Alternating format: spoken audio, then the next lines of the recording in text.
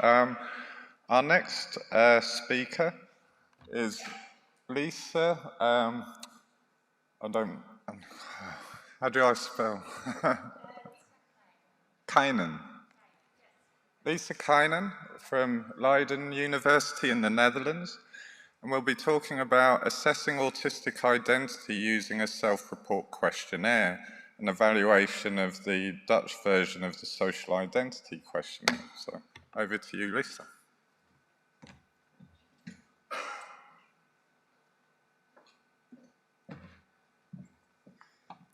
Yes, so my name is Lisa Krijnen, and I will present to you a study that I ran last year together with Ralf Rippe, Sander Begeer, and Rachel Plak, and we're all from the Netherlands. So this is the title in short, Social Identity in Autism. So first, what is social identity? We define it here that how you view your autistic identity. So do you embrace it? Do you accept it? Or are you not quite okay with it? Then the second part is the social part. So do you feel connected with other people with autism? Do you feel a bond with them? So over the past decade, there's been a shift from the deficit-based medical model towards the neurodiversity paradigm, in which we acknowledge autism as a natural variation of human behavior, in which everyone has their unique strengths and challenges. And this shift may encourage the question, who am I as a person? And then autism is no longer just a classification, but maybe we can also view it as a social identity. So people with autism generally have more mental health difficulties than people without autism. And we were wondering how this social identity relates to mental health. Could it be a protective factor? So in order to study this, we first need a tool to assess this social identity in autism. And there's a questionnaire, a 14-item self-report questionnaire, that was developed by Leach and colleagues back in 2008. And that can be adapted to any kind of social identity. So not specifically autism, but it can be nationality or being a student, a soccer player. And in 2017, Cooper and colleagues adapted this questionnaire for social identity in autism. And we refer to this questionnaire as Social Identity in Autism Questionnaire, in short, the SIAQ. So now we need to know how to use this questionnaire in an autistic sample. Should we add up all those 14 items into one total score? Or is it better to create subscales? And it has not been validated yet in an autistic sample, so we actually don't know. Previous research after 2017, when Cooper and colleagues adapted this questionnaire to social identity in autism, studied this concept also in relation to mental health, and findings differed. So one study found that autism identification, if that was higher for a person, self-esteem was also higher, and that in turn was related to lower psychological distress. So then it could be a protective factor. But another study found a positive correlation in the sense that higher autistic identity was related to more psychological distress. So these findings are really different. And one of the reasons could be the different way this questionnaire was used. So the latter study used 2 subscales with this questionnaire, whereas the first study used 1 total score, and some other studies used 5 subscales. And this all makes sense if you look into previous literature validating this questionnaire in other social identities, so not autism, but for example, nationality. But we need to know how it works for autism, so which subscales should we construct? So the current study, we aim to validate the SIAQ, and we investigate the factor structure, estimated internal consistency, and measurement invariance. And afterwards, we looked into associations with multiple variables, such as the demographics, autism-related variables, and mental health. So we did this using 1,443 participants with a formal autism diagnosis, and we recruited them through the Netherlands Autism Register. That's a large register in the Netherlands containing data of autistic participants that fill out questionnaires yearly. And most of the participants identified as women, 1/3 as men, and 13% as gender diverse. Average age was 43. Education level was mostly high, and most of them had a Dutch nationality. So I think it's safe to say that not all subgroups are represented here. In terms of analyses, we first ran an exploratory factor analysis to see which factors we could distinguish. And we did this on 60% of our sample, so that we kept 40% to run a confirmatory factor analysis to see if this factor structure would actually hold up. Then we calculated internal consistency, measurement invariance, and afterwards we looked into the associations between social identity and other factors. So the results of the factor structure, 4 components came out, and the first one was solidarity, and that was mostly related to whether you feel a bond with people with autism, if you feel connected to them. The second subscale was satisfaction, which was mostly about if you felt happy about being autistic.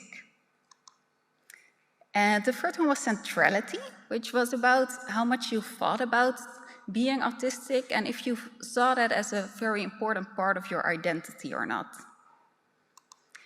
And then the last one was self-definition, and that was about whether you viewed the autistic community as one group with shared similarities and that you also saw yourself fitting into that group. So these 4 subscales or factors came out of the factor analysis, and we saw that the internal consistency was acceptable to high, so we're clearly measuring these 4 aspects. Then we assessed measurement invariance, and we found scalar invariance across education level of the participants, nationality, age, gender, and also AQ score, so the self-report autism quotient. And this is really important information because then we know that we can actually compare these 4 subscales across subgroups. So for example, if a man has a score of 4 on the range from 1 to 7 on one of the subscales and women score a 7, we can actually say that women score higher, so we can compare the subgroups. And this is especially important given the diverse background of the autistic community. So then we looked into associations with these 4 subscales of social identity and various factors. And the first one was time since diagnosis. We saw a negative correlation between solidarity and time since diagnosis, as well as centrality and time since diagnosis. And what it means is that people with higher solidarity and centrality scores were more recently diagnosed. And I think that makes sense in a way that if you are just obtaining a classification, that you are searching more about who you are, so maybe you think about it more, centrality is higher, and maybe you're also looking for that connection with other people with autism. Then we saw that self-identified men had higher scores on satisfaction compared to women. And this is speculation, but it might be due to gender stereotypes, in the sense that women are portrayed as particularly sociable, and maybe autistic women feel the urge to mask their autistic traits. And we know that that can cause stress, exhaustion, and maybe that leads to being less satisfied with being autistic. Then we saw that age had a positive correlation with self-definition, meaning that older participants felt more that the autistic community was one group in which they fit into.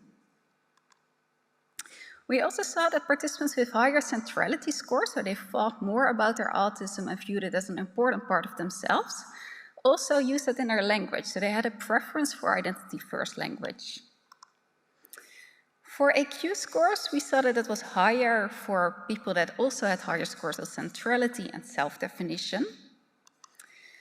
And for mental health, we saw something interesting. We saw that higher scores on satisfaction were related to lower anxiety and depressive symptoms.